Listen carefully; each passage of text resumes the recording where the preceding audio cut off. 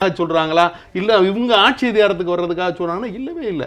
பின்னால ஒண்ணுமே இல்லை. அவங்க இதையெல்லாம் பண்ண வேண்டியதில்லை. அதாவது மக்களுக்கு அதாவது என்ன சொல்லணும்னா கருவறையிலிருந்து கல்லறை வரைங்கிற இந்த திட்டங்களை எல்லாம் நிறைவேற்றியது மக்கள் முதல்வர் புரட்சித் தலைவர் அம்மா அவர்கள். அதுல எனக்கு மாற்று கருத்தே இல்லை. எல்லா தர்காக்கள்லையும் இந்த கேஸ் எல்லாம் வர்றதுக்கு முன்னால நடந்துகிட்டு இருக்கையிலேயே எல்லா தர்காக்கள்லையும் அன்னதானம், எல்லா கோயில்களிலையும் அன்னதானம், யானைகளுக்கு முதற்கொண்டு சிறப்பு முகாம் யாருங்க செஞ்சா? ஏங்க இதுக்கு முன்னால எத்தனையோ முதல்வர் இருந்திருக்காங்க. யாராவது இந்த மாதிரி உற்று நோக்கி இந்த மக்களுக்கு அதாவது கல்லுக்குள் இருக்கும் தேரைக்கும் உணவளிப்பவன் இறைவன். அப்ப அந்த நிலை யாரால முடிஞ்சிருக்கு? மாண்புமிகு மக்கள் முதல்வர் புரட்சி தலைவி அம்மா அவர்களால் தான் முடிஞ்சிருக்கு. நீங்க இந்த தீர்ப்பை பத்தி எல்லாரும் இப்ப பேசுறோம், எல்லாரும் அதாவது மாறி மாறி இதுல அதாவது ரொம்ப சிக்கலாக இருக்கக்கூடியவங்க இந்த அம்மாவை ஒழித்து விட வேண்டும், தமிழகத்துல இந்த அம்மா ஆட்சி இருக்கக்கூடாது. அதாவது புரட்சி தலைவர் எம்ஜிஆருடைய ஃபேக்ஷன் நீங்க சொன்னது மாதிரி எம்ஜிஆர் என்று ஒருவர் இல்லை என்றால் கருணாநிதியினுடைய நாடாகத்தான் இருந்திருக்கும். கருணாநிதி முழுக்க முழுக்க தமிழ்நாட்டை அக்டோபஸை போல ஆக்கிரமித்திருப்பார். அவர் குடும்பங்களோட சேர்ந்து எல்லாத்தையும் ஆக்கிரமித்திருப்பார். அப்ப எம்ஜிஆர் மக்களுக்காக வெளிவந்தார். புரட்சி தலைவி அம்மா அவர்கள் அதை தொடர்ச்சியாக மக்களுக்காக கொண்டு வந்தார். அப்ப இந்த மாதிரி கொண்டு வந்த அரசியல் தலைவர், அரசியல் ஞானி, அரசியலில் ஆன்மீகத்தை கொண்டு வந்தவர் இந்த மக்கள் முதல்வர் புரட்சி தலைவி அம்மா அவர்களை ஒழிப்பதற்கு எவ்வளவு கூட்டம், எவ்வளவு அதாவது ஒரு சான்ஸ் கிடைச்சா போதும்னு சொல்லி அவங்க தான் தெளிவா சொன்னாங்க. என்ன சொன்னாங்க? நீங்க சொன்ன மாதிரி இன்கம் டாக்ஸ் கட்டியிருக்கிறாங்க, கணக்கு சரியா காமிச்சிருக்கிறாங்க, எல்லாத்தையுமே சரியா நடத்தி கொண்டு போயிட்டு இருக்கிறாங்க. அவங்களுக்கு போய் ஊழல் பண்ணிட்டாங்க, சுத்தி சேர்த்துட்டாங்கன்னு சொல்லிட்டு நீங்க கேஸ் போடுறீங்க. அதை எல்லாமே சொல்லிக்கிட்டே வராங்க, தொடர்ந்து சொல்லிக்கிட்டே வராங்க. நீங்க எல்லாரும் இல்ல இல்ல இல்ல இல்லைன்னு உங்க அரசியல் செல்வாக்கு பலம் என் கடைசி நிமிஷம் வரைக்கும் உச்ச நீதிமன்றம் வரைக்கும் சென்று அந்த பவானி சிங்கிறவரை நீக்கிறீங்க. எல்லாத்தையும் இன்னைக்கு எல்லாமே பண்ணிருக்கு. சட்டம் இன்னைக்கு வென்றிருக்கு, நீதி இன்னைக்கு வென்றிருக்கு, தர்மம் இன்னைக்கு வென்றிருக்கு, நேர்மை இன்னைக்கு வென்றிருக்கு. அதாவது தமிழக மக்களுக்கு ஒரு நல்ல ஆட்சியாளர். நாங்க 37 தொகுதியில் இங்க தமிழ்நாட்டு மக்கள் முழுமையாக வாக்களிச்சு பாராளுமன்றத்துக்கு எங்களை அனுப்பிச்சாங்க.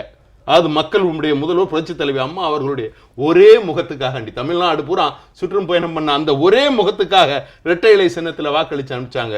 இங்க இந்தியா பூரா இனி வாக்களிக்க காத்திருக்கு. இந்த அம்மாவை நீங்க இந்தியா பூரா நிக்க வச்சாலும் இந்த அம்மாவுக்கு வாக்களிப்பாங்க. ஏன் அப்படின்னு சொன்னா நல்லதொரு ஆட்சியை இவர்களால் தான் கொடுக்க முடியும், மற்ற யாராலையும் கொடுக்க முடியாது. அதாவது சார் நீங்க இன்னொன்று பார்த்தீங்கன்னா தெய்வம் நின்று கொல்லும்னுவாங்க. அது தமிழகத்தில் நான் இதை ஒரு பொலிட்டிக்கல் சேஞ்சாக மட்டும் பார்க்காம நீங்கள் வேறு ஒரு ஆங்கிள்லையும் பார்த்தீங்கன்னா ஸ்ரீரங்கநாதனையும் தில்லை நடராஜனையும் பீரங்கி வைத்து பிளக்கும் நாள் என்னாலோ என்று சொல்லிவிட்டு வந்தவர் கட்சி. அவர்கள்தான் இவர்களை அரசியலிருந்து அப்புறப்படுத்த வேண்டும் என்று நினைத்தார்கள். வேறு தொகுதியில் நின்று கொண்டிருந்த அம்மாவை ஸ்ரீரங்கத்துக்கு ரங்கன் அழைத்து கொண்டு வந்து ரங்கநாயகியாக்கி இன்று அங்கேயே ஒரு சோதனையும் அந்த அரங்கன் வைத்து இல்லை நீ வெற்றி பெற்று வருவாய் என்று காட்டிய ஒரு பார்வையும் இந்த தீர்ப்பில் இருக்கா? நிச்சயமாக. அதாவது இறைவன் நல்லவர்களை சோதிப்பான், நல்லவர்களை கெடுதல் பண்ண மாட்டான்.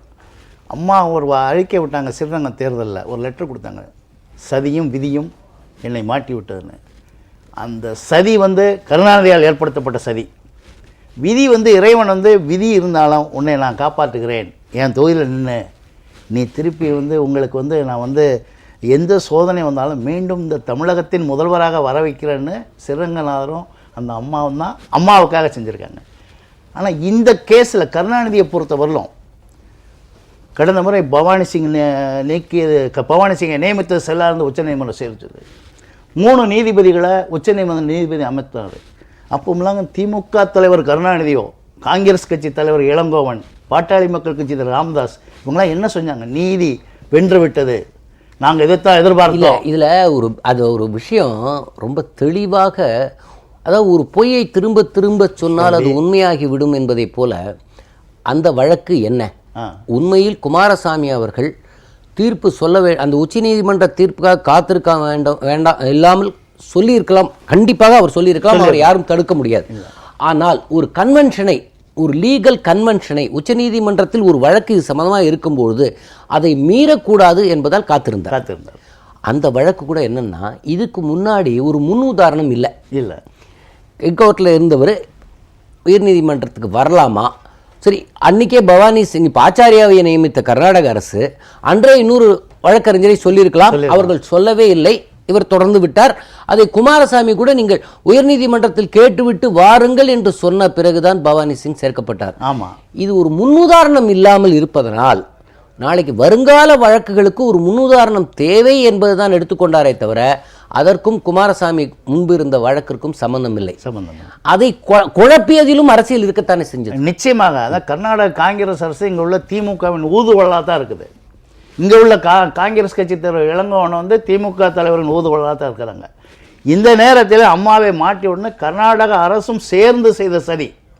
ஆனால் அதையெல்லாம் உடைத்து எறிந்துவிட்டு உச்ச நீதிமன்றத்தில் நீங்கள் உயரிய தீர்ப்பை வழங்கப் போகிறீர்கள், நியாயமாக பார்த்து வழங்குகின்ற அறிவுரை கூறிய பிறகும் நீதிபதி குமாரசாமி அவர்கள் தன்னிச்சையாக தானே முன்னின்று எந்த நிர்பந்தத்துக்கும் அடிபணியாமல் இந்த தீர்ப்பினை வழங்கியிருக்கிறாருன்னா, இது சட்டப்பூர்வமாக 18 ஆண்டு காலம் அம்மா அவர்கள் சட்ட போராட்டம் நடத்தி முல்லைப்பெரியார் அணையில் எப்படி வெற்றி பெற்றார்களோ, காவேரி பிரச்சனையில் எப்படி வெற்றி பெற்றார்களோ, இதிலையும் இறைவன் அருளால் தன்னுடைய சட்ட போராட்டத்தின் நுணுக்கம் தெரிந்த காரணத்தால் வெற்றி பெற்றிருக்கின்றாங்க.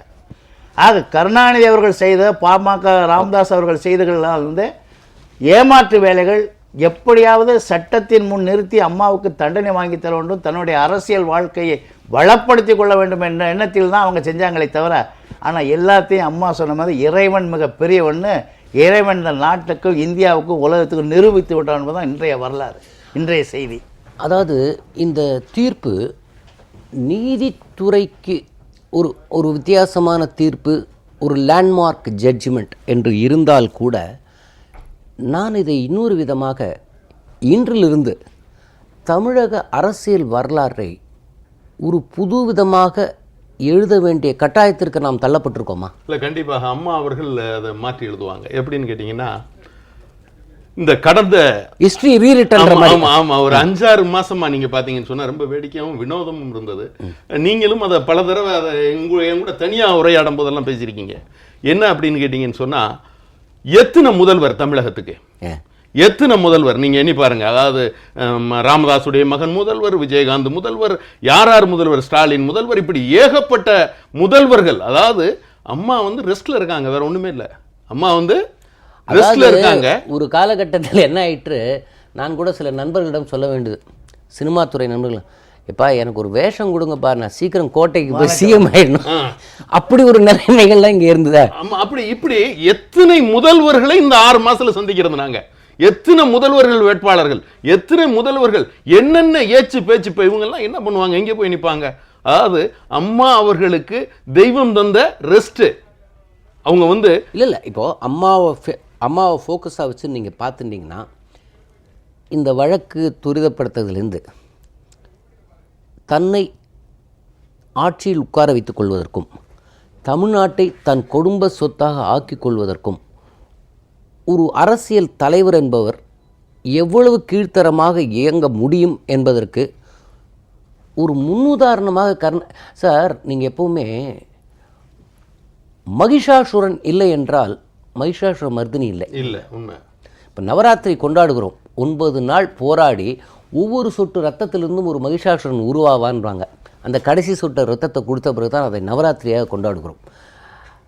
தீபாவளியை பற்றி பேசும்போது நரகாசுரனை பேசாமல் இருக்க முடியாது, கண்ணனின் கதையை பேசும்போது கம்சனின் கதையை பேசாமல் இருக்க முடியாது. இங்கே இன்றைக்கு வெற்றி நாயகியாக அவர் இருக்கும்பொழுது, ஆனால் இந்த வெற்றி யாரை எதிர்த்து கிடைத்த வெற்றி என்று சொல்லுவதில் தான் அவரின் பெருமை இருக்கதாக நினைக்கிறேன். நீங்கள் எப்படி நினைக்கிறீங்க? உண்மை. ஏன்னு கேட்டிங்கன்னா, எந்த அளவுக்கு வந்து ஊழலில் திளைத்து மக்களை முழுமையாக சுரண்டி, அதாவது வந்து கணக்கில் அடங்காத பிள்ளை குட்டிகள் பேரம்பேத்திகளை வச்சு தமிழகத்தை, அதாவது தொழில்முறை, நீங்கள் சினிமா தொழிலாக இருந்தாலும் சரி, கட்டட தொழிலாக இருந்தாலும் சரி, எல்லா தொழில்களிலும் கபாலீகரம் பண்ணி எல்லாத்தையும் சாப்பிட்டு எல்லாத்தையும் முடிச்சுட்டு மக்கள் போதும் போதுங்கிற நிலைக்கு மாறி மாண்புமிகு மக்கள் முதல்வர் புரட்சி தலைவி அம்மா அவர்கள். இப்போ ரொம்ப முக்கியமாக தமிழக மக்களே ஆவலோடு எதிர்பார்த்து கொண்டிருப்பது, தன்னைத்தானே சிறைப்படுத்தி கொண்டு சட்டத்தில் அந்த தீர்ப்புக்கு தன்னை உட்படுத்தி கொண்டு ஒரு மோனத்தவமாக இருந்த இனி நாளை வருங்கால முதல்வர், நாளைய தமிழகத்தின் முதல்வர் புரட்சி தலைவி அவர்கள் என்ன சொல்லப் போகிறார்கள் என்றுதான் இப்பொழுது நாடு காத்து கொண்டிருக்கிறது. வாருங்கள், உங்கள் அசோகவனத்தை விட்டு வெளியே வாருங்கள், எங்களை பாருங்கள் என்று மக்கள் காத்து கொண்டிருக்கிறார்கள். இப்போது அவர் என்ன சொல்கிறார் என்று பார்ப்போம். அனைத்திந்திய அண்ணா திராவிட முன்னேற்றக் கழகத்தின் பொதுச் செயலாளரும் மக்கள் மனதில் என்றைக்குமே முதல்வராக இருந்தவரும் நாளை அதிகாரப்பூர்வமான முதலமைச்சராக ஆகப் போகிற புரட்சி தலைவி அவர்கள் கொடுத்த எளிமையான ஒரு அறிக்கையை பார்த்தோம். இந்த அறிக்கையிலேயே அவர் எப்படிப்பட்ட ஒரு உயர்ந்த தரமான தலைமைக்கு தகுதியானவர் என்பதை இவ்வளவுதான் அந்த அறிக்கை.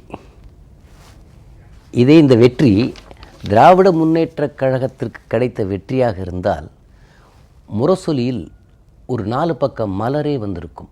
ஆனால் மிக எளிமையாக தன் மீது தவறில்லை, மிக அழகான ஒரு வார்த்தையை இங்கே பயன்படுத்தி இருக்கிறார். மீண்டும் புடம்போட்ட தங்கமாக நான் வருவதற்காக எழுதப்பட்ட தீர்ப்பு என்று எளிமையான வார்த்தைகள் நம் உணர்ச்சிகளை பாதிக்கும். ஸ்ரீரங்கம் இடைத்தேர்தலின் போது அவர் எழுதிய கடிதம் பலர் உள்ளத்தை உருக்கியது. அதைப்போல் இந்த எளிமையான கடிதத்தை எழுதி நான் மக்களுக்காக இருக்கிறேன் என்று மிக அடக்கமாக இதை எடுத்துக்கொண்டிருக்கிறார். இப்பொழுது இது குறித்தும் தமிழக அரசியல் நிலை இது குறித்தெல்லாம் பேசுவதற்காக அனைத்து இந்திய அண்ணா திராவிட முன்னேற்றக் கழகத்தின் ஆவடி குமார் அவர்கள். வணக்கம் சார். கழகத்தின் அபிமானி, கழகத்தின் உறுப்பினர், பிரபல நடிகர் ஆனந்தராஜ். வணக்கம் சார். குமார் சார், முதலில் உங்களுக்கு ஒரு வாழ்த்து சொல்கிறேன். ஏனென்றால் இந்த 6 மாதங்கள் இந்த 6 மாதங்களில் பார்த்தால் ஒரு ஒன்மேன் ஆர்மியாக நீங்கள் பல ஊடகங்களுக்கு போய் சண்டை போட்டுக்கொண்டு அம்மாவின் ஆசியோடு அம்மா கொடுக்கிற ஒரு உற்சாகத்தின் அடிப்படையில் நீங்கள் தைரியமாக பேசி வந்தீர்கள். இன்று காலை கூட நீங்கள் ஒரு லோன் பேட்டில் பண்ணிட்டு வந்திருக்கீங்க சார். இப்போ இந்த 6 மாதத்தில் நடந்த நிகழ்வுகள் குறித்து நீங்கள் நிறைய பேசியிருக்கீங்க. அதுவும் இன்றைய நிகழ்வு குறித்து நீங்கள் சொல்லுங்கள் சார். நீங்கள் முதல்ல குறிப்பிட்டது போல புரட்சித் தலைவி அம்மா அவர்கள் கடிதத்தை பற்றி குறிப்பிடுகின்ற பொழுது அவர்களுடைய பெருந்தன்மையை, அவர்களுடைய இவ்வளவு கொடுமையில் நிகழ்த்தப்பட்ட போதும் அதை ஏற்றுக்கொண்டு புடம்போட்ட தங்கமாக நான் வெளிவருவதற்கு இது ஒரு வாய்ப்பாக அமைந்ததுன்னு சொல்கிறாங்க. அதுலேயே நீங்கள் பார்த்தீங்கன்னா புடம்போட்ட தங்கம்னா அது எவ்வளோ வெப்பத்தில் வெந்திருக்கு. அந்த வேதனை, அந்த தங்கத்தை புடம்போட சொல்ல அந்த வெப்பத்தினுடைய டெம்பரேச்சர் அவ்வளோ கொடுமைகளை தாங்கி கொண்டு அந்த தாய் இன்னைக்கு இயல்பு நிலைக்கு திரும்பி இருக்கிறாங்கன்னா அந்த அந்த துரோகத்தை, அந்த சூழ்ச்சியை செய்த கொடுமைக்காரர்களுடைய கொடுமை எவ்வளவு தூரன்றது தான் அதில் அம்மா சொல்லாமல் பெருந்தன்மையாக விட்ட செய்தியாக நான் கருதுகிறேன். ரெண்டாவது, நீங்கள் பேசுகின்ற போது சொன்னீங்க, இந்த தொடர்ந்து தொலைக்காட்சிகளில் நான் பேசிகிட்டு இருந்தேன் அம்மாவுடைய ஆசையோடன்னு சொன்னீங்க. நீங்கள் இந்த குண்டா நீதிமன்றத்தினுடைய தீர்ப்பு வந்தவுடன் நான் தொலைக்காட்சியில் சொன்ன வார்த்தை, தர்மத்தின் வாழ்வுதனை சூது கவ்வும், தர்மம் மறுபடியும் வெல்லும் எனும் இயற்கை மர்மத்தை நம்மாலே உலக கற்கும், வழிதேடி விதியிந்த செய்கை செய்தான் கட்டுண்டோம் பொறுத்திருப்போம் என்ற பாரதியாருடைய பாஞ்சாலி சபதத்தில் பாரதியார் சொன்ன வாக்கியத்தை நான் சொல்லி, நிச்சயம் இது ஒரு தர்மம் வெல்லும் என்பது மட்டுமல்ல, தர்மம் இருக்கிறது என்பதை உலகுக்கு காட்டுவதற்கு இது ஒரு வாய்ப்பாக அமையும் என்பதை நான் குறிப்பிட்டேன். அதுதான் இன்னைக்கு நிகழ்ந்திருக்கு. அந்த வகையில் இன்றைக்கு புரட்சி தலைவி அம்மா அவர்கள் தர்மத்தை காப்பாற்றியது மட்டுமல்லாமல் இந்த நாட்டில் தர்மம் இருக்கிறது என்பதையும் நிரூபித்திருக்கிறார்கள். இன்றைக்கு நீதிமன்றங்கள் ஏதோ ஒரு சில காரணங்களால் முறையான நீதி தரப்படாமல் இருந்தாலும் இந்த நாட்டினுடைய நீதித்துறை இன்னும் நீதி வழங்குகின்ற பணியில் முழுமையாக இருக்கிறது என்பது இந்த தீர்ப்பு காட்டுது. ரெண்டாவது, இன்னைக்கு இந்த தீர்ப்பு வந்த காலையில் கூட நான் இதை சரியான இதுல நம்பிக்கையோடு பேசணும்னு சொன்னீங்க. எனக்கு இந்த புரட்சி தலைவி அம்மா அவர்கள் மீது எந்த குற்றமும் இல்லை. இது புனையப்பட்ட வழக்கு, போலியான வழக்கு. கருணாநிதி திட்டமிட்டு போட்டு அந்த வழக்கை பின்தொடர்ந்து கொண்டிருக்கிறார் என்பதை நம்ம உண்மையாக இந்த நாட்டில் இருக்க அத்தனை பேரும் உணர்ந்திருக்கோம். ஆனால் இன்றைக்கு இந்த தீர்ப்பு 11ஆம் தேதி மே 11 இந்த தீர்ப்புன்னு சொன்ன உடனே இது நிச்சயம் ஒரு மாற்றத்தை உருவாக்கும். இந்த அனைத்து இந்திய அண்ணா திராவிட முன்னேற்ற கழகத்திற்கு மே 11 என்பது வரலாற்றில் இடம்பெற்ற நாள். எப்படி அனைத்து இந்திய அண்ணா திராவிட முன்னேற்ற கழகம் 1972 அக்டோபர் 17ஆம் தேதி உருவாக்கப்பட்டதோ புரட்சித் தலைவர் எம்ஜிஆர் அவர்களால் என்ற வரலாற்றில் அனைத்து இந்திய அண்ணா திராவிட முன்னேற்ற கழகத்தின் சரித்திரத்தில் அந்த நாள் குறிப்பிடப்படுகிறதோ அதை போலவே மே 11 என்பது வரலாற்றில் இடம்பெற்ற நாள். எப்படி என்றால் புரட்சித் தலைவர் எம்ஜிஆர் நடித்த உலகம் சுற்றும் வாலிபன் வெளியிடப்பட்ட நாள். 1973ஆம் ஆண்டு மே 11ஆம் தேதி தான் உலகம் சுற்றும் வாலிபன் கருணாநிதி ஆட்சி அதிகாரம் ஒரு சுவாரஸ்யமான விஷயம் என்னவென்றால் நாம் இங்கே பேசியதைப் போல நீதி வென்றது என்பதன் கூடவே இங்கே ஒரு ஆன்மீகமும் பக்தியும் வென்றிருக்கிறது. நேற்று வரை கோயிலுக்கு சென்று கொண்டிருந்த லட்சக்கணக்கான மக்கள் நேர்த்திக்கடன், இந்த காரியம் நடந்தால் நான் இதை செய்கிறேன் என்று நேர்த்திக்காக வேண்டிக் கொண்டிருப்பார்கள். ஆயிரக்கணக்கான மக்கள் இப்பொழுது கூட்டம் கூட்டமாக போய் அம்மாவுக்கு வெற்றி கிடைத்தால் நான் முடியை இறக்கிக் கொள்கிறேன் என்று சொன்னவர்கள் கூட்டம் கூட்டமாக போய் இப்பொழுது மொட்டையை எடுத்துக் கொண்டிருக்கிறார்கள். அந்த காட்சி இருக்கிறதா? பார்ப்போமா? இப்போ இந்த காட்சிகள் தொடர்ந்து பல்வேறு இடங்களில் மக்கள் இப்போ அதாவது நேற்று வரைக்கும் இந்த நல்ல காரியம் நடக்க வேண்டும் என்று பிரார்த்தனை கூட்டம் கூட்டமாக போனவர்கள், இறைவா உனக்கு நாங்கள் நன்றி சொல்லவும் வருகிறோம் என்கிற மாதிரி கோட்டம் கோட்டமாக கோயிலுக்கு போய் கொண்டிருக்கிறார்கள். சார், இது ஒரு அதாவது இன்றிலிருந்து அவர் சொன்னதை போல தமிழக வரலாற்றில் மே 11 ஆகஸ்ட் புரட்சி என்று சொல்வதைப் போல இது மே புரட்சி, அதாவது தொழிலாளர் தின மாதம் என்று இதை சொல்லலாம். மே 1ஆம் தேதி உழைப்பவர்கள், இந்த மே 14 ஒரு முக்கியமான நாளாக நாம் குறித்து கொள்ளலாம். இது இந்த நீங்கள் சொல்வதைப் போல இந்த மக்களுடைய ஒரு வாரத்துக்கு ஒரு கருத்து சொல்ல வந்தீங்க, சொல்லுங்க. அதாவது எப்படி உலகம் சுற்றும் வாலிபன் படத்தை வெளியிடவே முடியாதுன்னு சொல்லி அதிகாரத்தை வைத்துக் கொண்டிருந்த கருணாநிதி தன்னுடைய அடியாட்களை வைத்து தேட்டர் தமிழ்நாட்டில் வெளியிட முடியாது, இன்னும் சொன்ன ஒரு சிலர் வேட்டியே அணிய மாட்டேன், இதோட அரசியல் துறவரம் போறோம், மொட்டை அடிச்சுக்கிறேன்னு சொல்லி சபதம் விட்டாங்க. அவருடைய அதிகாரம் உச்சத்தில் இருந்த நேரம் அதையெல்லாம் முறியடித்து புரட்சி மக்கள் உலகம் சுற்றி வாலிபனை வெளியிட வச்சாங்க, வெற்றி பெற வச்சாங்க. அதே மாதிரி இன்றைக்கு கருணாநிதி கடந்த காலங்களில் தனக்கு இருந்த அதிகாரங்களை 17 ஆண்டுகள் மத்திய அரசாங்கத்தில் இருந்த பதவியை பயன்படுத்தி இந்த வழக்கில் திசை திருப்பி எப்படியாவது வெற்றி பெற்று விடலாம், இந்த வழக்கை வைத்து புரட்சி தலைவி அம்மா அவருடைய வளர்ச்சியை தடுத்து விடலாம் என்று நினைத்ததை முறியடித்து மீண்டும் மக்கள் சக்தி வென்றிருக்கிறது. எப்படி அதை பார்த்தீங்கன்னா அம்மாவுடைய அரசியல் வாழ்க்கையில் ஒரு துளி கரை கூட இருக்கக்கூடாது என்று கடவுள் நினைத்ததுக்காக இந்த தீர்ப்பு எடுத்துக்கலாமா? நிச்சயமா. 13 வழக்குகள் சார், 13 வழக்குகள். தங்கத்தை புடம் போட்டாலே அதுல இருக்க கலங்கள் நீக்கி தங்கம் ஒளி பெறும். அதுதான் இன்னைக்கு நடந்திருக்கு. இன்றைக்கு இந்த வழக்கின் வழியாக ஒரு புரட்சி தலைவி அம்மா அவர்களுக்கு ஒரு பாதிப்பு வந்திருந்தாலும் இன்னொரு வகையில் பார்த்தால் இன்றைக்கு கருணாநிதி எப்படிப்பட்ட சூழ்ச்சிக்காரர் என்பதை வெளிப்படுத்தியிருக்கிறோம். இன்றைக்கு நீங்கள் பார்த்தீங்கன்னா கருணாநிதியுடைய நோக்கம் வேற ஒன்றுமே இல்லை. உலகத்துக்கே தெரிஞ்சது, தமிழ்நாட்டில் இருக்க அத்தனை பேரும் அறிஞ்சது, கருணாநிதி அவர் முதலமைச்சராக இருக்கணும் அல்லது அவருடைய மகன் முதலமைச்சராக இருக்கணும், வேற யார் இருந்தாலும் ஏற்றுக்க மாட்டார். அதுதான் பாருங்க, மக்கள் கூட்டம் கூட்டமாக போய் இங்கே பிரார்த்தனைகளை நிறைவேற்றி கொண்டிருக்கிறார்கள். இதுவரைக்கும் நீங்க பாத்தீங்கன்னா தன்னுடைய குடும்பத்தில் அல்லது தனக்கு ஏதாவது ஒரு பாதிப்பு வந்தால் அதுக்காக தான் போய் பிரார்த்தனை செஞ்சுட்டு அதை நிறைவேற்றுவாங்க.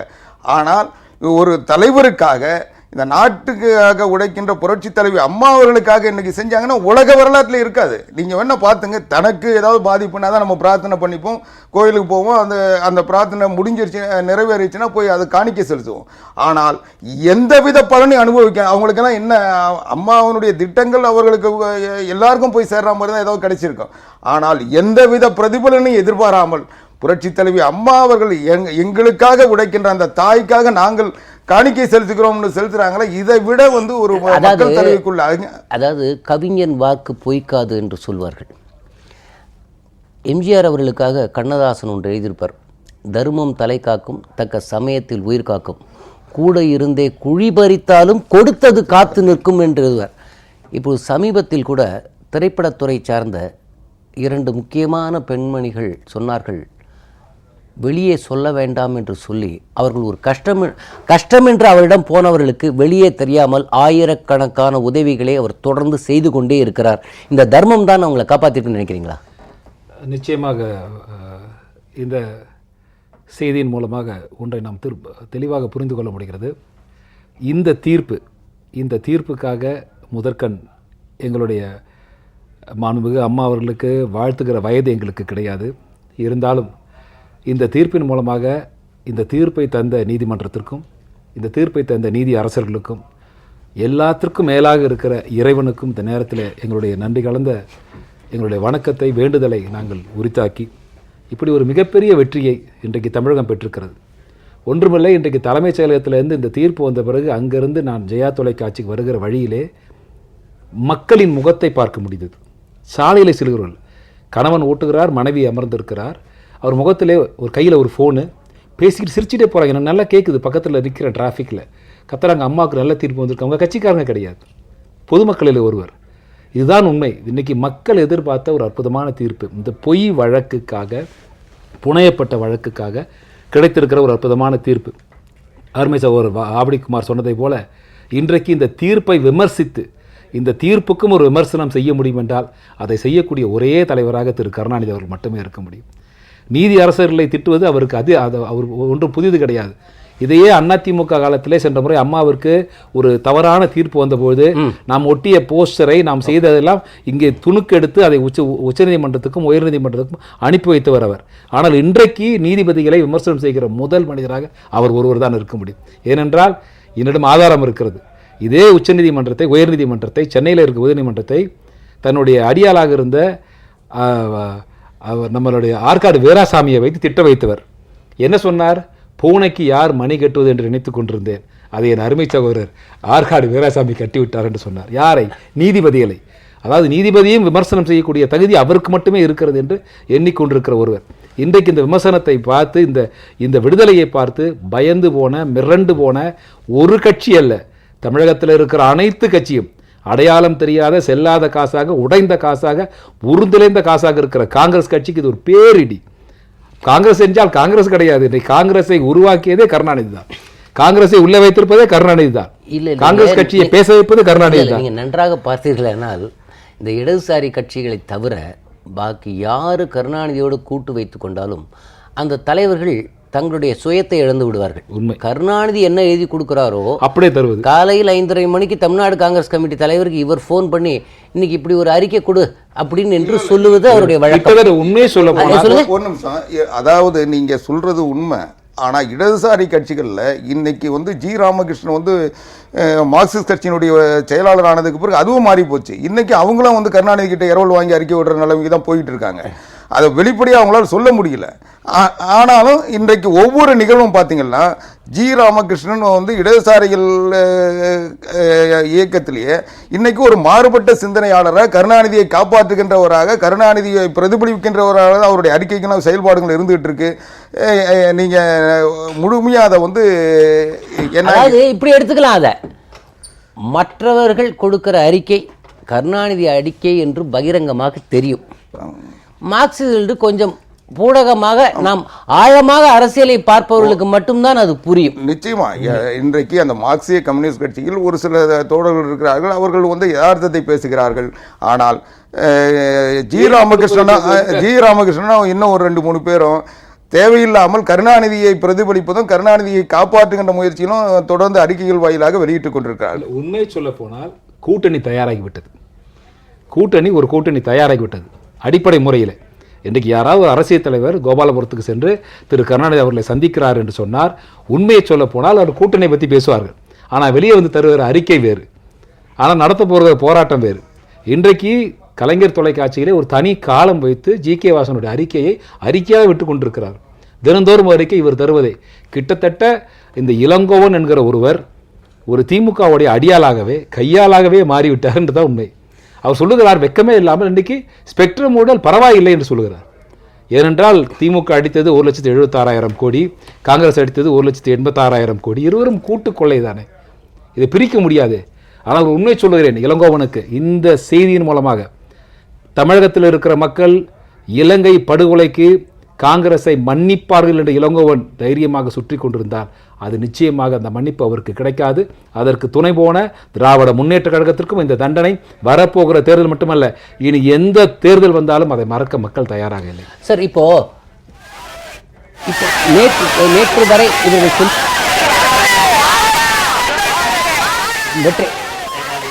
நீதி வென்றதற்காக மக்களின் உற்சாக கொண்டாட்ட காட்சிகளை இப்போது நாம் பார்த்து கொண்டிருக்கோம்.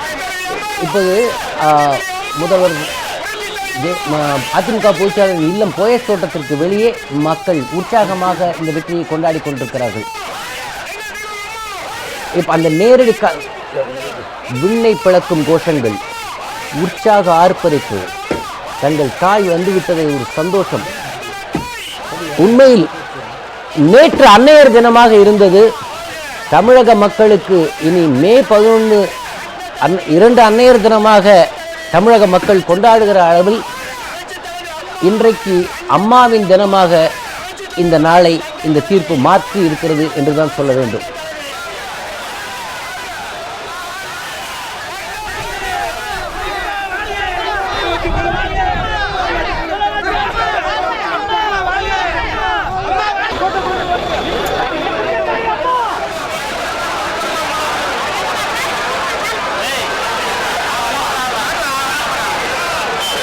எல்லா இடங்களிலும் அதிமுக தொண்டர்கள் கொண்டாடி கொண்டிருக்கிறார்கள்.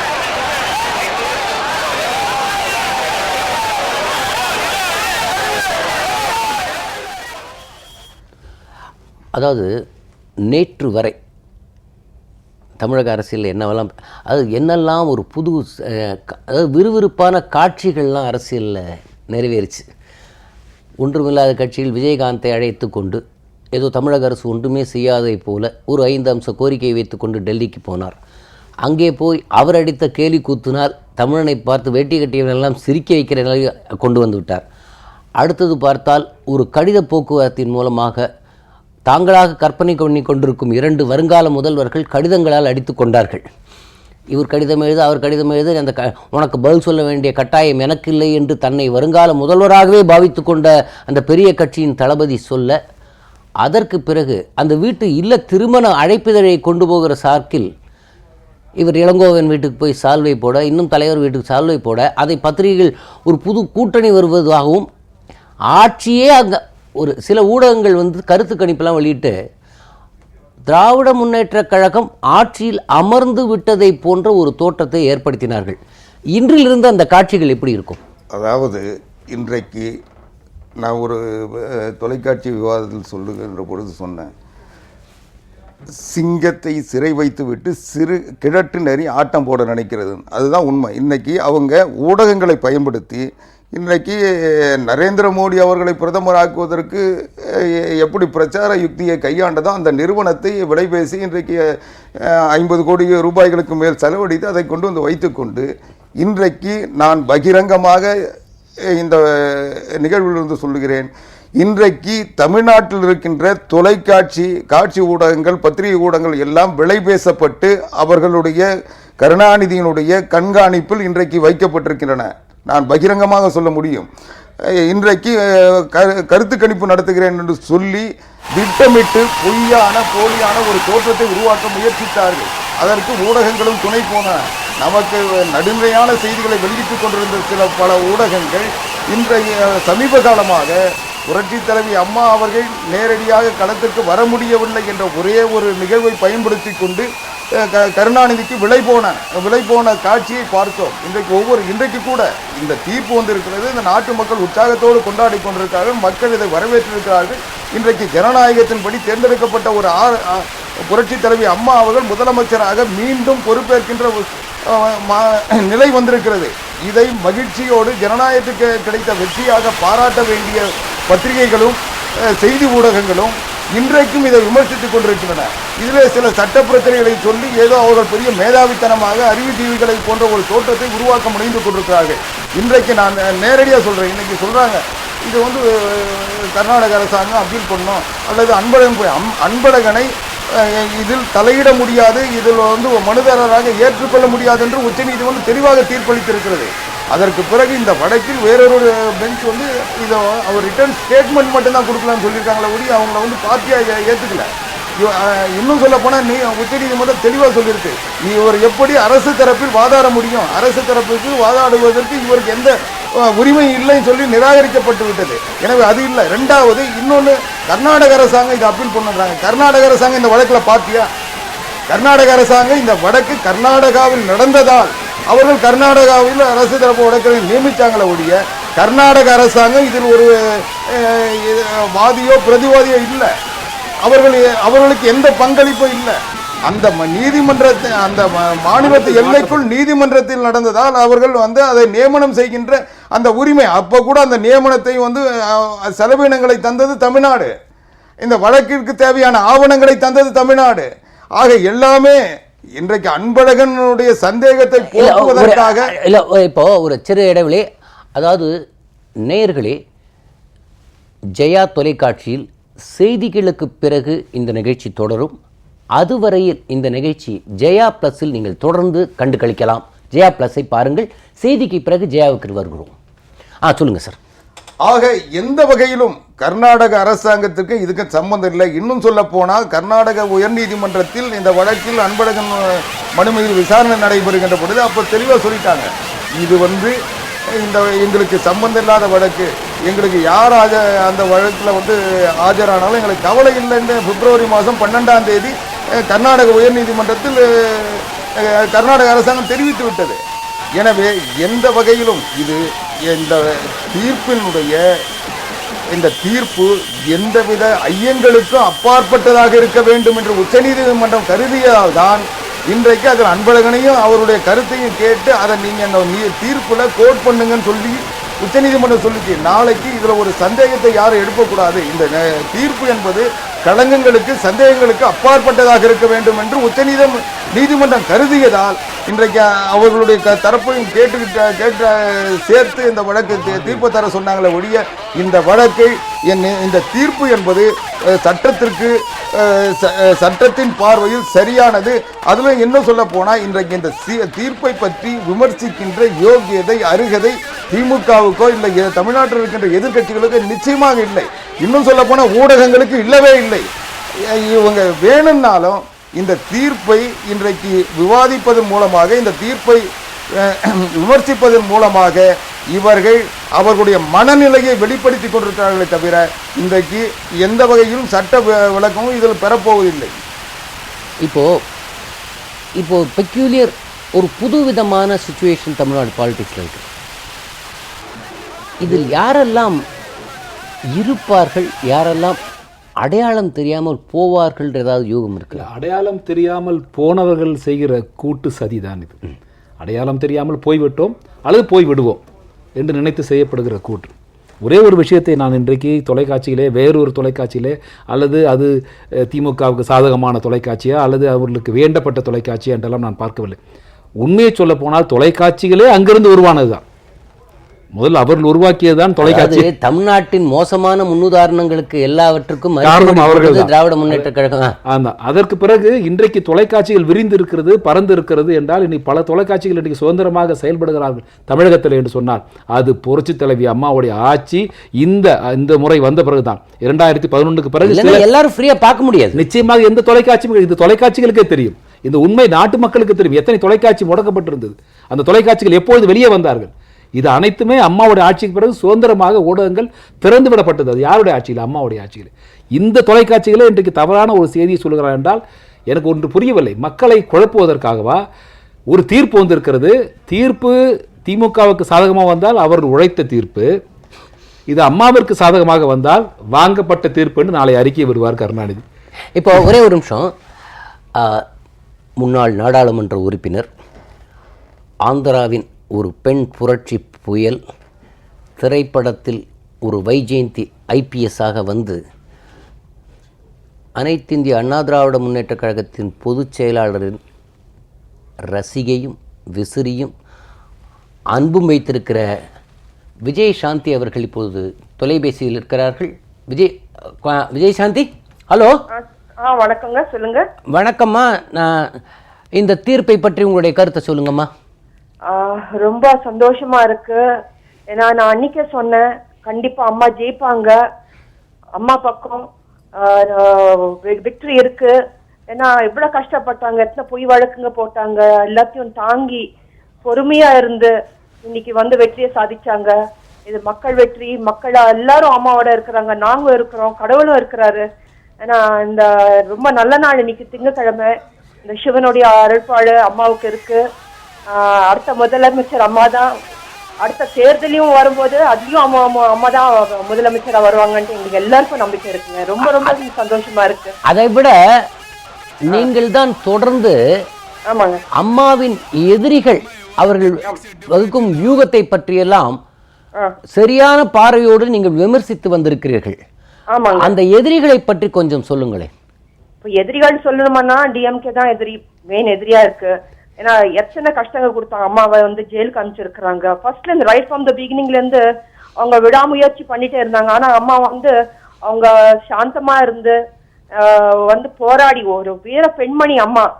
எதுலயும் அவங்க வந்து பின்தங்கல, அவங்களும் ரெடி ஆனாங்க. எத்தனை கேஸ் போய் வழக்குங்க போட்டாலும் அத்தனையும் எல்லாத்துலயும் அம்மா வந்து சாதிச்சு வந்தாங்க, விஜயத்தை சாதிச்சு வந்தாங்க. ஸோ எந்த தீய சக்தியா இருக்கட்டும், டிஎம்கேயா இருக்கட்டும், அம்மாவை ஒன்றும் பண்ண முடியாது. இனிமேல் வரக்கூடிய நாளுங்க எல்லாம் அம்மாவுக்கு வெற்றி மேல் வெற்றி தான் இருக்கும். அம்மா வந்து மக்களின் முதலமைச்சர், அது எல்லாமே நாங்கள் விரைவில் பார்க்கணும். இன்னைக்கு நான் அம்மா தான் முதலமைச்சர், இதுல எந்த சந்தேகமும் இல்லைங்க.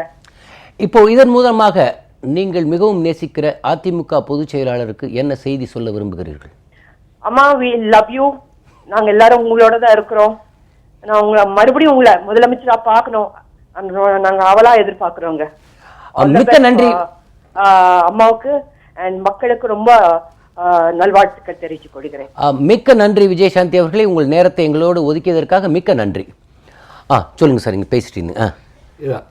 இந்த வழக்கின் மூலமாக திரு கருணாநிதி அவர்கள் எடுத்துக்கொள்ள விரும்புவது என்னவென்றால், இந்த வழக்கை நாளையே திரும்பி பார்த்தோம் என்றால் நிச்சயமாக இது வாங்கப்பட்ட வழக்கு, போக வேண்டியது போய்விட்டதா, இப்படியெல்லாம் அறிக்கை விடுவார். இது மக்களை குழப்புவதற்காக அவர் செய்கிற ஒரு சாணக்கியத்தனமான வேலை. எங்க ஆரம்பிச்சார்னா ஸ்ட்ரெயிட்டா ஒரு தீர்ப்பு மீது சொன்னாலும் பரவாயில்ல, நில கையகப்படுத்தும் சட்டத்திற்கு அதில் அதிமுக பொதுச் செயலாளர் சில நிபந்தனைகள் விதித்தார்கள். அதை பாரதிய ஜனதா கட்சி ஏற்றுக்கொண்டவுடன் நாம் அதற்கு ஆதரவு அளித்தோம் நாடாளுமன்றத்தில். உண்மை. உடனே என்ன சொன்னார்னா, நீங்க நல்லா அந்த வார்த்தையை கவனிக்கணும், வழக்குக்காக ஏற்றுக்கொள்ளார். இப்பொழுது எதற்காக இந்த ஆதரவை விளக்குகிறார்? ஒரு வழக்கு உயர்நீதிமன்றத்தில் போய்கொண்டிருக்கும் போது மத்திய அரசுக்கு இந்த ஆதரவை கொடுப்பதால் மக்கள் சந்தேகிக்கிறார்கள். உண்மையை இதிலிருந்து நான் சொல்ல விரும்புவது என்னவென்றால், பாரதிய ஜனதா காங்கிரஸ் கட்சி இந்த இரண்டு கட்சிகளும் இந்த நில அபகரிப்பு விஷயத்தை ஏதோ அதிமுக ஆதரவு தெரிவிக்கிறது, இது விவசாயிகளுக்கு துரோகம் செய்கிறது என்ற ஒரு விவாதத்தை வைக்கிறாங்க. ஒரு உண்மை சொல்ல வேண்டும் என்றால், இந்த மசோதா கொண்டு வரப்பட்டது காங்கிரஸ் ஆட்சியிலே. அப்போது கூட்டணியில் இருந்தவர் திராவிட முன்னேற்ற கழகம் திமுக. இதற்கு ஆதரவு தெரிவித்தார்கள். அதற்கு எதிர்ப்பு தெரிவித்தவர் புரட்சி தலைவி அம்மா. என்ன சொன்னாங்க? அம்மா இஸ் given a dictation.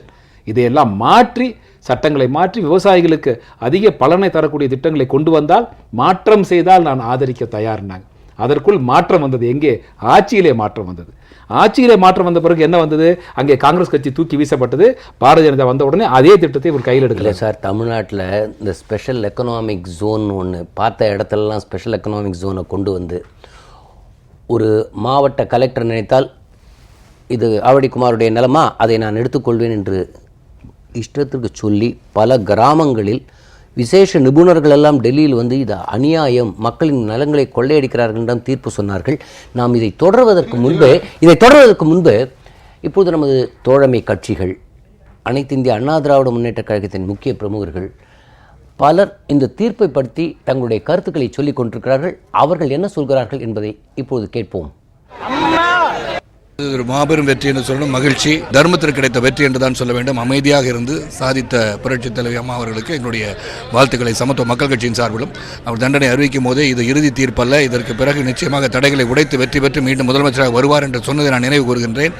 ஆக இது தர்மத்திற்கு கிடைத்த வெற்றி, தமிழக மக்களின் பிரார்த்தனைகளும் அனைத்து இந்திய அண்ணா திராவிட முன்னேற்ற கழக சகோதரர்களின் பிரார்த்தனை கிடைத்த வெற்றி, அனைவருக்கும் கிடைத்த வெற்றி என்றே நான் சொல்ல வேண்டும். எங்கள் அம்மாவுக்கு நீதி தந்த பரிசு இது. அன்னையர் தினத்துக்காக நீதி தந்த பரிசு இது. எல்லா கஷ்டங்களையும் மீண்டு வந்த தீர்ப்பு இது. சட்டம் நீதியில் தீர்ப்பு லேட்டாக கிடைச்சாலும் இன்னும் ஆர்ப்பாட்டமாக கிடச்சிருக்கு, அட்டகாசமாக கிடச்சிருக்கு. நீதிக்கு இன்னும் காலம் இருக்குன்றது இந்த தீர்ப்பு நிரூபிக்குது. பேச தெரியாத தலைவர்களும் பேசியே மக்களை ஏமாத்தின தலைவர்களும் எல்லாரும் இப்போ பேச சொல்லுங்க, நாங்கள் தயாராக இருக்கோம் பதில் சொல்கிறதுக்கு. எல்லா சதியும் மிதின்னு மிதிச்சுட்டு எங்கள் அம்மா சிங்கம் வந்துட்டாங்க. உலகம் முழுக்க பரவி வாழ்கிற ஜனநாயக சக்திகள் எப்படிப்பட்ட வஞ்சகத்தால், சூழ்ச்சியால், சட்டத்தின்பால் எப்படிப்பட்ட ஒரு நிரபராதிக்கும் இப்படிப்பட்ட ஒரு நெருக்கடி வரக்கூடாது என்பதை இந்த நீதி சுட்டிக்காட்டியிருக்கிறது. அந்த ஜனநாயகத்தின்பால், சட்டத்தின்பால், நீதியின்பால் மாறாத பற்று கொண்டிருக்கிற புரட்சி தலைவி அம்மா அவர்கள் மீண்டும் அன்னை தமிழ் மக்களை, தமிழ்நாட்டை நாடாள வருவார்கள்.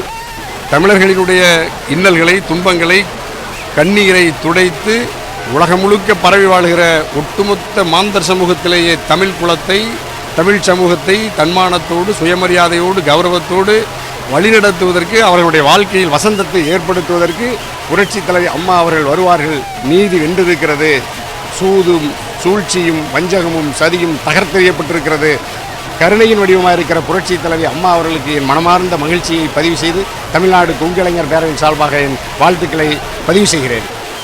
மாண்புமிகு அம்மா அவர்கள் இந்த மக்களுக்கு தேவையான திட்டங்களை, மக்களுக்காகவே உழைக்கின்ற ஒரு திட்டங்களை, நல்ல திட்டங்களை, சிறந்த திட்டங்களை அம்மா அவர்கள் கொண்டு வந்தார்கள்.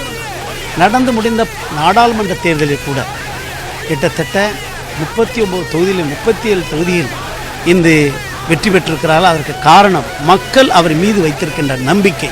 தமிழகத்தில் மீண்டும் இந்த அம்மா அவர்கள் முதல்வராக வர வேண்டும் என்பவருடைய மக்களுடைய ஆசை நிறைவேற்றப்பட்டிருக்கிறது. உண்மையிலேயே மிகவும் மகிழ்ச்சி அளிக்கிறது. எங்களது அகில இந்திய ஃபாரூக் மனமாற இந்த தீர்ப்பை ஏற்று வரவேற்கிறது. We hope we'll get a good result because definitely our Amma is not a corruption leader at all. This case is a false case. I think the justice will be on our Amma side. God is great.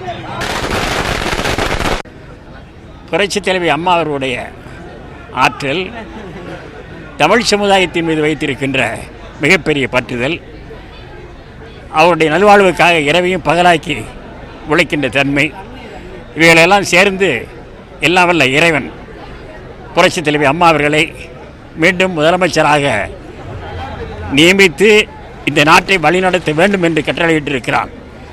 எனவே கோடிக்கணக்கான மக்களுடைய பிரார்த்தனை வென்றிருக்கிறது. நீதியும் தர்மமும் வென்றிருக்கிறது.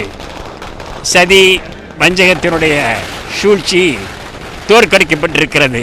என்றென்று நம்முடைய புரட்சித் தலைவி அம்மா அவர்கள்தான் முதல்வர், இந்த நாட்டினுடைய வழிகாட்டியாக தேர்வார்கள். அரசியலில் அடியெடுத்து வைத்து கடந்த 35 ஆண்டு காலமாக ஏழை எளிய நலிந்த அடித்தளத்து ஒடுக்கப்பட்ட மக்களுக்காக, அவர்களை சமூக அரசியல் பொருளாதாரத்திலே மேம்படுத்துவதற்காக தன்னை அர்ப்பணித்து கொண்டு போற்றலுக்குரிய புரட்சித் தலைவி அம்மா அவர்கள் பேரறிஞர் அண்ணாவின் வழியிலும் புரட்சித் தலைவர் எம்ஜிஆர் அவர்களுடைய வழியிலும் தமிழகத்தை தலைநிமிரச் செய்ததோடு இந்திய துணைக்கண்டத்திற்கே தமிழகம் ஒரு வழிகாட்டி மாநிலம் என ஒளிர்கிற வகையில் இந்த மாநிலத்தின் அனைத்து வளர்ச்சிக்கும் உறுதுணையாக இருந்து தன்னை அர்ப்பணித்து கொண்ட அந்த உழைப்பு வீண் போகவில்லை என்பதை இந்த தீர்ப்பு நிரூபித்திருக்கிறது. போற்றலுக்குரிய புரட்சித் தலைவி அம்மாவுக்கு கிடைத்திருக்கிற மாபெரும் மக்கள் தீர்ப்பு என்று சொன்னால் அது மிகையாகாது.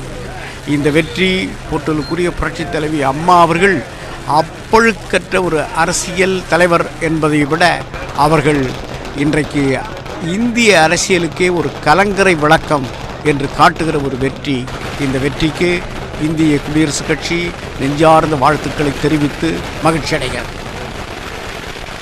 மக்களுடைய இதயங்களிலே சிம்மாசனம் பெற்று நீக்கமரம் நிறைந்திருக்கின்ற பொன்மன தலைவி எங்களுடைய மாண்புமிகு அம்மா அவர்கள் இன்னைக்கு பிரம்மாண்டமான வெற்றி பெற்றிருக்கிறார்கள். இந்த வெற்றி தர்மத்துக்கு கிடைத்த வெற்றி, நியாயத்துக்கு கிடைத்த வெற்றி.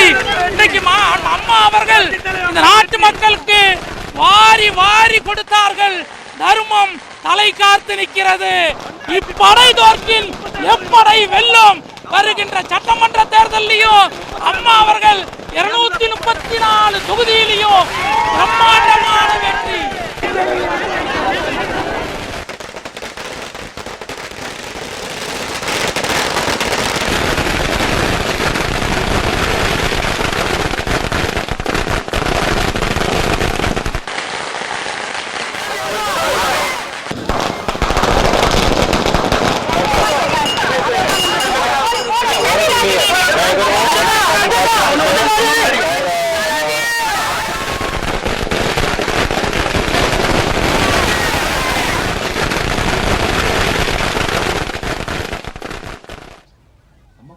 இப்போது நீங்கள் ஆனந்த இந்த நீதிமன்றம் குறித்து ஒன்று சொல்லிகிட்டு இருந்தீங்க, சொல்லுங்கள். இல்லை, நீதிமன்றத்தில் இன்றைக்கு உச்சநீதிமன்றம் சொன்னபோது இந்த வழக்கு தற்செயலாக அங்கே கர்நாடக நீதிமன்றத்தில் நடந்து கொண்டிருந்த பொழுது கர்நாடகத்துடைய அந்த உயர்நீதிமன்ற நீதிபதியை மாற்றுகிறார்கள். அது யாருடைய கையில் இருக்கிறது? அது உச்சநீதிமன்றத்துடைய நீதியரசரோட கையில் இருக்கிறது, தலைமை நீதிபதியோட கையில் இருக்கிறது, அது ஜனாதிபதியோட கையில் இருக்கிறது. மாற்றிய உடனே எதற்காக மாற்றுகிறார் என்று கேள்வி வைக்கிறார் இங்கே கருணாநிதி அவர்கள். சுப்பிரமணிய சாமி ஒரு மனுவை போடுகிறார் சுப்ரீம் கோர்ட்டில். சுப்ரீம் கோர்ட் சொல்லுகிறது, டிக்டேட் சுப்பிரமணிய சாமி சொல்லுகிறார்கள், இது எங்களுடைய வேலை, உங்கள் வேலை கிடையாது. நீதிபதியை மாற்றுவதோ மாற்ற வேண்டாம் என்பது எங்களுடைய கடமை. அதை சொல்வதற்கு நீ யார் என்று சுப்பிரமணிய சாமியை கேள்வி கேட்டார் நீதியரசர் தத்து அவர்கள். தத்து அவர் கேள்வி கேட்கும்போது சொன்னாங்க, அதாவது இதிலே மூக்கை நுழைத்து இதுதான் அதுவாக இருக்குமோ, அதுக்காக இது இருக்குமோ என்று மக்களை குழப்பி அதிலே ஒரு குட்டை, அதாவது குழம்பிய குட்டையிலே மீன் பிடிக்க பார்ப்பது கருணாநிதியோட வேலை.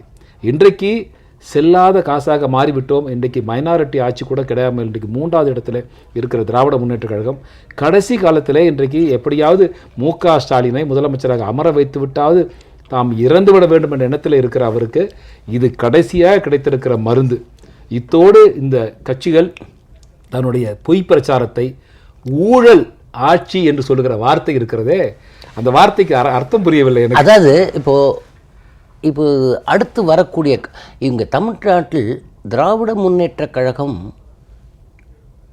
எந்த தர்மத்திற்கு புறம்பாக, நியாயத்துக்கு புறம்பாக எந்த விஷயத்தை நீங்கள் நடக்கிறது என்று எடுத்துக்கொண்டால் அது திராவிட முன்னேற்ற கழகம் எல்லா துறையிலும் செய்திருக்கும்.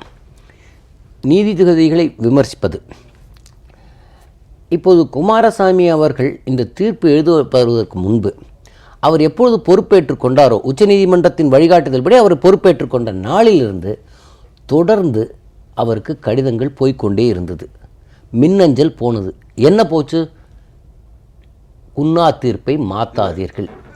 இனி என்ன செய்வார் நீதித்துறைக்கு?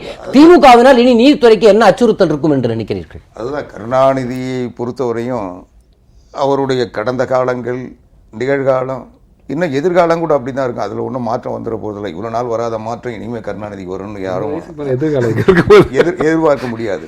அவரை பொறுத்த வரைக்கும் அவங்கள விலைக்கு ஒரே ஒரு மாற்றம் வந்திருக்கு சார், ஒரே ஒரு மாற்றம் வந்திருக்கு. ராமானுஜரை பற்றி எழுத ஆரம்பிக்கிற பகுத்தறிவு சிங்கம் அது கருணாநிதியோட அந்த கிரிமினல் புத்தியினுடைய நீட்சி தானே தவிர அது மாற்றம் இல்லை. அதாவது என்னன்னா அவரை பொறுத்த வரைக்கும் விலைக்கு வாங்க முயற்சிப்பார், அது முடியாத புற்று விமர்சிப்பார். இதுதான் கருணாநிதி.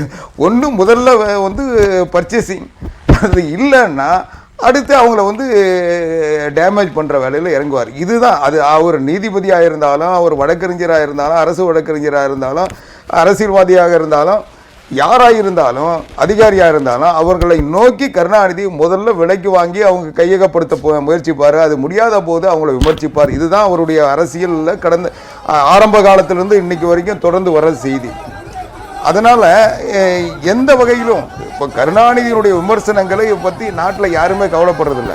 அவர் ஆனாலும் சில ஊடகங்களை, பத்திரிகையாளர்களை விலைக்கு வாங்கி அதை ஒரு செய்தியாக்கி அதன் வழியாக இப்படி ஒரு பிரச்சனை இருக்குன்ற ஒரு தோற்றத்தை உருவாக்குறார். இன்னைக்கு பார்த்தீங்கன்னா உச்சநீதிமன்ற தலைமை நீதிபதி மரியாதைக்குரிய நடிகர் ஆனந்தராஜ் சொன்னார், கர்நாடக நீதிமன்றத்தை நீதிபதியை மாற்றத்தை பற்றி விமர்சித்தாருன்னு. இன்னும் சொல்ல போனால் இன்றைக்கு 3 பேர், பேரறிவாளன், சாந்தன், முருகன் சிறையில் இருப்பதற்கு யார் காரணம்? கருணாநிதி தானே. கருணாநிதி முதல் கட்டத்தில் 4 பேர் மேலே கவர்னருடைய கருணை மனு வந்தபோது, கவர்னர்கிட்ட வந்தபோது அந்த பரிந்துரையிலேயே நளினிக்கு மட்டும் கொடுத்தா போதும் 3 பேர் குற்றவாளிகள், இவருக்கு தூக்கு தண்டனைக்கு தகுதி உள்ளவர்கள் சொன்னவர் கருணாநிதி. அதுக்கு பிறகு இப்போ தூக்கு தண்டனை ஆயுள் தண்டனையாக மாற்றப்பட்டது. தமிழ்நாடு சட்டமன்றத்தில் அம்மா முன்மொழிஞ்சு அந்த தீர்மானம் நிறைவேற்றப்பட்டு அவர்கள் ஆயுள் தண்டனை குறைக்கப்பட்டு விட்ட காரணத்தால் மாநில அரசாங்கத்திற்கு உள்ள அதிகாரத்தை பயன்படுத்தி அவர்களை விடுதலை செய்கிறோம் சொன்னதை உடனே அதுக்கு ஒரு பிரச்சனையை உருவாக்கி அது மத்திய அரசாங்கத்தில் இவருடைய செல்வாக்கை பயன்படுத்தி உச்சநீதிமன்றத்தில் மத்திய அரசாங்கத்தில் அதிகாரத்தில் மாநில அரசாங்கம் எப்படி தலையிட முடியும்னு ஒரு சட்ட பிரச்சனையை கொண்டு வந்து அந்த வழக்கை மாற்றினது கருணாநிதி. அந்த வழக்கு மாற்றி அது ஒரு தீர்ப்பை நெருங்கி கொண்டிருந்த நேரத்தில் அந்த உச்சநீதிமன்றத்தினுடைய தலைமை நீதிபதியை எப்படி இந்த தீர்ப்பு சொல்லலாம் இவர் வந்து அதை முன்கூட்டியே பெங்களூருக்கு வர சொல்லிட்டு போயிட்டார். அதனால தீர்ப்பு இப்படி தான் இருக்கும். அதனால அவர் வந்து அவர் மீது ஒரு சந்தேகத்தை கொண்டு வந்ததனுடைய விளைவு அவர் நமக்கு என்ன, இதுக்கு மேலே இருக்க பெஞ்சுக்கு நான் கொண்டு போறேன்னு போயிட்டு போனார். இன்னைக்கு அந்த 3 இன போராளிகள் இன்னைக்கு சிறையில் இருக்காங்க. ஆக கருணாநிதி இந்த நீதிமன்றத்தை ஒன்று விலைக்கு வாங்க முயற்சிப்பார் அல்லது அச்சுறுத்துவார். ஆக அவருடைய நோக்கம் நிறைவேறணும். எப்போ வந்து கருணாநிதி வந்து கவர்னர்கிட்ட வந்து அந்த மனு வர சொல்ல, அந்த மந்திரி சபையினுடைய பரிசீலனைக்கு வர சொல்ல 3 பேர் குற்றவாளிகள், அவர்கள் தூக்கு தண்டனை கைதிகள் தான் உறுதிப்படுத்தினாரோ அதே நிலையில் இன்னைக்கு இருக்கிறார். அதுக்கு மாற்றாக புரட்சி தலைவி அம்மா அவர்கள் நடவடிக்கை எடுத்து இந்த அரசாங்கத்துடைய முயற்சியால் அவர்கள் விடுதலை ஆகிவிடக்கூடாது என்பதற்காக மறுபடியும் அவங்களை இது பண்றதுக்கு நீதிபதியை விமர்சித்தார். அதாவது இந்த தனி நீதிமன்றத்தின் மூலமாக இந்த வழக்கை விசாரிக்க வேண்டும் என்பதற்காக ஒரு தமிழகத்தைச் சேர்ந்த ஒரு அதிகாரி மூலமாகவே ஒரு உயர்நீதிமன்ற நீதிபதியை விட்டு அவருக்கு எத்தனை அழுத்தங்கள் கொடுக்க முடியுமோ கொடுத்துதான் இந்த தனி நீதிமன்றத்தை கருணாநிதி அமைத்தார், நீதித்துறையில் தலையிட்டார் என்பது தெரியும். இப்போது நெக்ஸ்ட் இப்போது நம்ம ஒரு இதுலேயே நீங்கள் பார்த்தீங்கன்னா நீங்கள் கொஞ்சம் தமிழ்நாட்டு மக்கள் இதை மறந்துட்டு இருப்பாங்க அல்லது ஊடகங்கள் இதை வந்து கவனிக்காமல் வந்து மறைச்சிருவாங்கன்ற நம்பிக்கையில் கருணாநிதி அரசியல் நடத்திட்டு இருக்காரு. இதையே பார்த்தீங்கன்னா இவர் எடியூரப்பாவோட இவர் நெருக்கமான உறவு வச்சது காரணம் என்ன?